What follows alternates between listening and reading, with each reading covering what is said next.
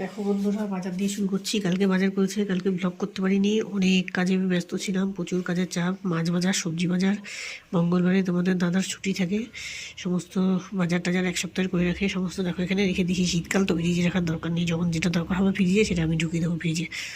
এখানেই সব আছে, সব রেখে দিয়েছি পেপার পেতে। এখন রান্নাবান্না শুরু করবো। দেখো কী কী আছে। দেখো মাছ করবো, লাউ দিয়ে শোল মাছ করবো, বেগুন ভাজবো, ছেলের জন্য ডিম ভুজিয়া করবো, ছেলে মাছ খাবে না, ছেলের জন্য আলু সুদ্ধ দেবো।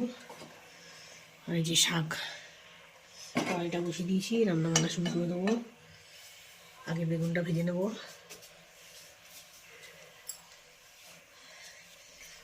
বেগুনটা ভেজে শাকটা করে নেবো, বড়ি দেবো। লাউয়ের মধ্যে, মাছের মধ্যেও বড়ি দেবো, শাকেও বড়ি দেবো, টেস্ট হবে ভালো। তারপরে আমি মাছটা করবো, তারপরে এটা করবো ডিম ভুজিয়া, তারপরে মাছ করে নেবো। বেগুনগুলো হয়ে গেল ভাজা, আর বড়িগুলো ভেজে নেবো লাল লাল করে। আর ছেলেকেও ছেলে রেডি হয়েছে, ছেলে চান করে নেবে, মাথা শ্যাম্পু করবে, মাথার অবস্থা খারাপ শীতে।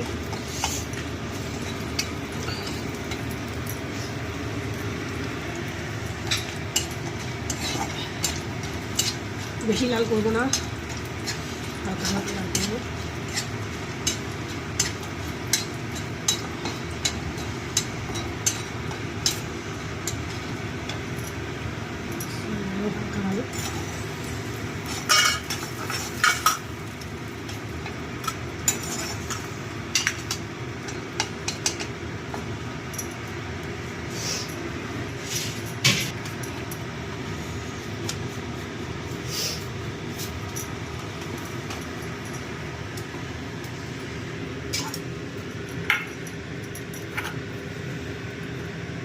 নিচে লঙ্কা,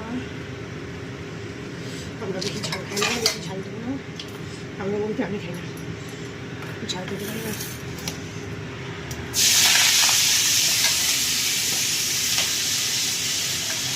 মাছটা বসিয়ে মাছটা ধুয়ে নেবো।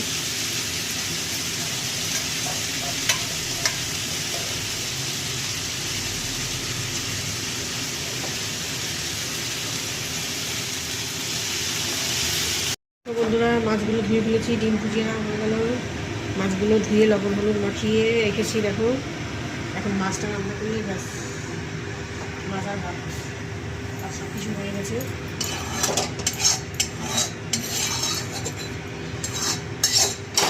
ডিম ভুজিয়াটা করে রাখলাম বেশি করে, খেয়ে নেবে, রুটি দিয়ে খাবে।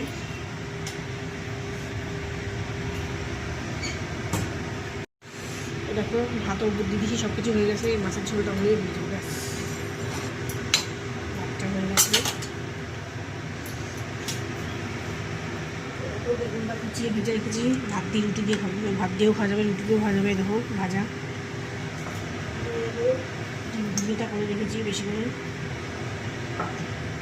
ব্যাস মাছের ঝোল হবে।